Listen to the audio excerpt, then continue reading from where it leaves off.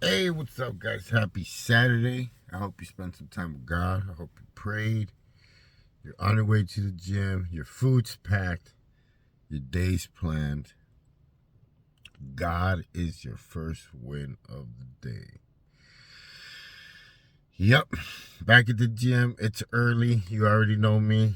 Um, we are going to talk about how the Bible study went yesterday.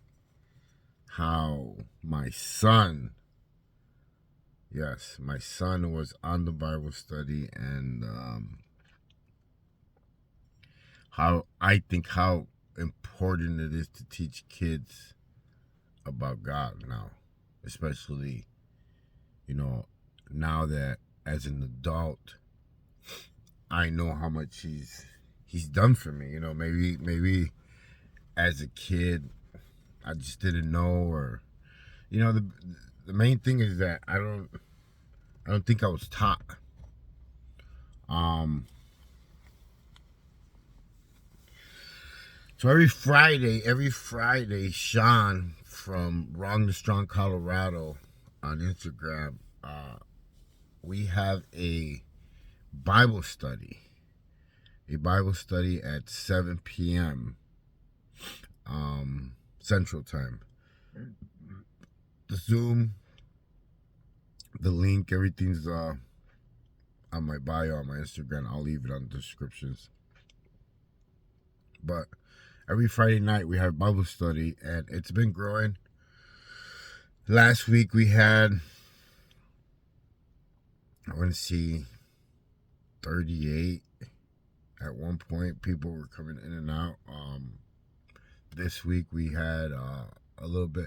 The most important thing is that it's showing consistency. And yesterday we had quite a few people on there. And the beautiful thing is that it's people from all over the world, from Holland, from Germany, from Australia, from Colorado, Chicago, New York. From everywhere. So my son was on there yesterday. I just started talking to my son. God just put him in my life. I mean, I want to say like 4 days ago, and it's been interesting, because I'm not gonna lie, like I wasn't ready for it. I honestly thought that he was gonna be the hardest one to get back into my life, or the hardest one to just, I don't know. That's just what I thought. And God opened up those doors really quick. And next thing I know, he's coming in March so I can meet him in person. Never met him. I just started talking to him. He's a big kid. He's 5'8". Um, Weighs 190 pounds. He's probably built like me. But it's been interesting because, like, I'm learning to go with all the good stuff that God is fixing in my life that was taken away. Everything, my family, my friends, like just everything. And to sit back and watch it happen, it's pretty awesome. I'm not gonna lie, like it's almost like watching like a fairy tale. But it's not so much that. It's just that we're not taught to live like that, so like we're not used to good things happening. So I wouldn't say so much a fairy tale. I just would say that it's God's grace, you know. And he had some really cool questions to ask me at the end.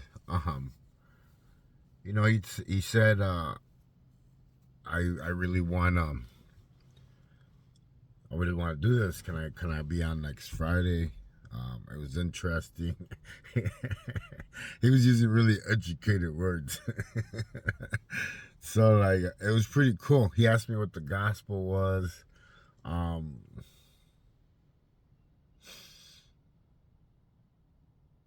Now that I know what God has done for me, my heart, my life, how I feel, I still got problems. I'm just saying what he's done for me, like healing me and teaching me not only how to love myself, but how to love him, how to love my wife, just how to be in general, just how to function as a creation of him. Life has really changed for me. And back in the day, you know, I was very involved with the Catholic Church. I was an altar boy, you know, I was always at the church in Mexico. But I didn't know nothing about God. I didn't know nothing. I didn't know that Jesus Christ had died on the cross for me. Like, I wasn't educated about him in order for me to have faith. Does that make any sense? So pretty much I was just kind of going through the you know, ins and outs, just doing what I had to do, come in, come out, punch my card in, punch my card out. But I wasn't really doing what we're supposed to do, what God calls us to do, you know, believe, tell, share, love, you know, all those things. And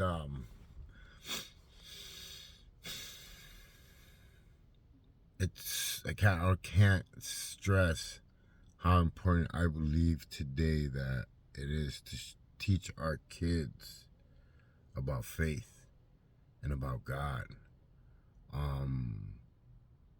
about praying, about fellowship, about, you know, hanging around with someone that's gonna, you know, read you a Psalms and teach you that certain things are not right. Because the truth hurts, you know, and when we're told we can't do certain things, we get mad, but we don't realize that it's not to hurt us, it's not to make us mad, it's not to control us, but it's to protect us, to keep us from, you know, hurting ourselves, because we can't get it right. We don't. Look at us, we're a mess. We hurt each other, we steal from each other, we lie, we cheat. Like, if I don't stay in the word and I don't let that word change me every day, I slowly start changing back to my old self. I know that for a fact. I've seen it. It's happened. I mean, I'm just keeping it real. Like, it has to consume you. It has to be your world. It has to be you. It has to be a part of you. It's just like I tell people, when people really get serious and want to lose weight and get shredded and have a six-pack and stuff like that, it's every day there's something that you need to do in order to get there. And I know that for a fact because I do it all the time. I'm doing it right now. You know, my weight got a little bit out of control from focusing a lot on my clients. Sometimes I focus a lot on my clients and I let myself go. Not that I get fat or anything, but there's a line where I need to be at, and sometimes, you know, I forget. But I know how to get back there again. My weight right now is at 223. It was 238. I need to be at 198 or 190. Like, just stay there. So I started dieting every day. I get up, boom, don't drink nothing, use the bathroom, weigh myself, write down the weight, boom. I start dieting. I start eating a certain amount of protein, a certain amount of carbs, a certain amount of fats. But everything's tracked, everything's weighed, and it turns into this thing that I do every day. So as I do that every day, I start to change. Well, it's the same thing with Scripture. As you spend more time with God, you start to become more like Jesus and less like yourself. As you spend more time reading Proverbs and Psalms, you start to realize that you're supposed to react with love and not anger. And don't get me wrong, you're not going to be perfect. You're not going to be perfect. Trust me, I failed, tripped, crashed a bunch of times. But this is the beautiful thing, is that then God starts to teach you, and you feel guilty, and you feel like this hurt in your soul, because you're learning to be more like Him, and that's all love, all like, there's nothing bad. And man, trust me, if He could change me, He could change anybody. Because I honestly thought that the way that I was living was normal, and I was really wrong. I was really, really wrong. So I do that now every day. I spend time with Him. Am I a Bible scholar? Nope, I'm far from it. I barely can memorize people's names. Like, I don't know if it was the drugs or the beatings or the life. I've always had a hard time, reading, writing, memorizing stuff, school stuff. Am I creative? Yeah, I'm very creative. I can make logos, all that stuff, but when it comes to school stuff, no. But I do come to God every day like a child. And I mean that, like a child, because I'm very grateful for what He's done in my life and what He continues to do in me. Most about in me, because I am able to show people through what He's doing in me and how I treat people the love of God. The prison work that I'm doing, I'm really praying that I could really go like just nationwide with it, all over the world if I can, and go to all the prisons and teach inmates how to become personal trainers, or just how to eat, how to train, just all around fitness and forgiveness.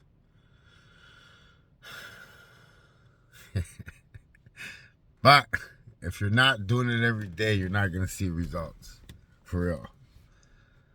It's just like the whole tracking your macros, all that. If you don't track and you just leave it up to like guessing, you're not gonna lose weight. I know. I do it a lot sometimes because I think that I got everything under control. I'm badass. I've done it for a long time. Blah blah blah blah blah. And I said it to myself today. Look at how long I've been stuck on 223 for the past 3 days. And that's not, it's unheard of for me, because I move pretty fast when I diet. I lose weight pretty fast. I could get back into shape in about a week and a half, 2 weeks. And that's the thing. I want to be ready for February 1st when I speak at that event in Chandler, that men's event. I just want to be trim. I want to feel good. But yeah, if you guys ever want to get on a Bible study where it's just a bunch of men from all over the world, all different kind of walks, and just want to learn, we have a Bible study every Friday. If you want to listen to a podcast that is stories about, resilience and just finding God and stuff like that, we got the Chicago Wrong to Strong podcast. My program, the USP program, is about to launch. It's about to be out. that will be ready to go by next month. I want to say right in the middle of February, I was going to launch it right when it was me and Mrs. Savage's anniversary. I was going to launch it. A lot of good things, guys. My books.